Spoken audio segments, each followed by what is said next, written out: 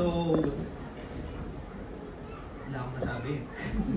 I enjoyed the show as I played your accompaniment. Kasi po yung hirap namin nung nag-ensayo dyan, talagang mahirap eh. May mga times na hindi nagkakasundo sa schedule, may mga times na hindi dumarating. Pero seeing and show and basta po naiyak ako eh. Basta maraming salamat po sa inyong oras sa mga nagpunta. Lalo na nakicelebrate kayo. Una, sa anniversary ng aking choir.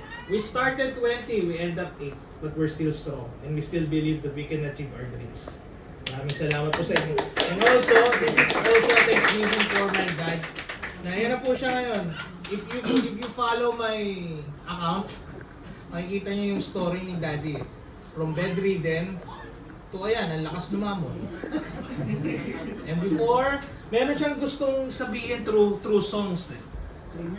Ayan, pakinggan niyo po siya. Lagi niya po kinakanta to and it really means a lot to me kasi as a musician, kakanta tayo. Kakanta tayo, di ba? Pinapractice ko. Lagi niya po kasi kinakanta to. When he first had this, hindi naman conscious, kumbaga yung bumalik siya sa dati, ito yung song na lagi niya kinakanta. Kung alam niyo po, sabayan niyo po kami.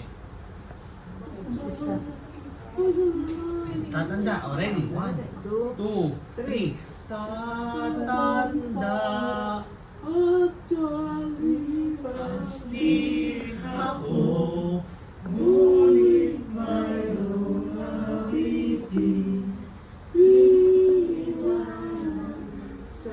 Don't cry, continue. Alaala dahil minsan tayo nagkasama.